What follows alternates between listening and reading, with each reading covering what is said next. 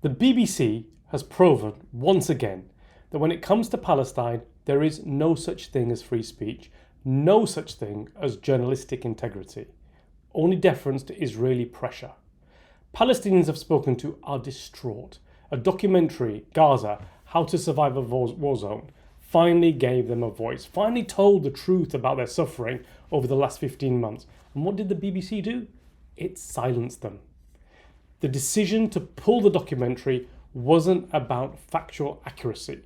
No one has disputed its truth. It was about control, about ensuring that Palestinian suffering is either erased or distorted to fit an Israeli-approved narrative. Let's be clear, this film showed the brutal reality of children in Gaza, how they're struggling to survive under Israel's relentless bombardment. It didn't twist the facts. It didn't push an agenda. It simply humanized Palestinians. And that was enough to make it unacceptable.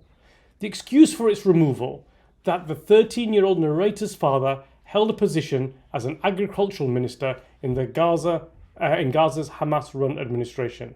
Well, just think about that. But also just think about this. In the first 5 minutes of the so-called propaganda video, you hear a terrified Palestinian woman crying, "God damn you, Sinwar," and a Palestinian man say, "They killed our children, killed our women," while Sinwar is hiding under the ground.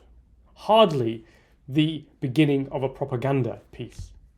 Western media has no problem platforming Israeli soldiers, illegal settlers, and government officials. Even when their relatives are directly involved in war crimes, no Israeli child is told they cannot speak because of who their parents are. Yet Palestinian children, who are literally dodging bombs, must pass the political test just to be heard. Let's see how many documentaries telling the Israeli experience will be banned because of links to Israeli suspected war criminals, including members of the Israeli government.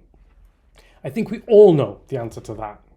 Is the same standard now going to be applied to the BBC documentary Surviving October the 7th, We Will Dance Again, which could not be made without IDF and Israeli government cooperation?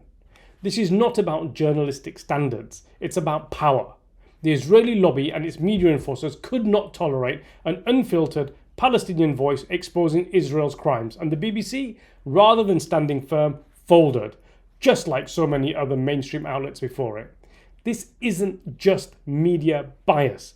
This is active complicity in the erasure of the Palestinian voice and Palestinian suffering. But let me tell you this, Israel's war crimes, its genocide of Palestinians, its brutal occupation, none of it can be silenced.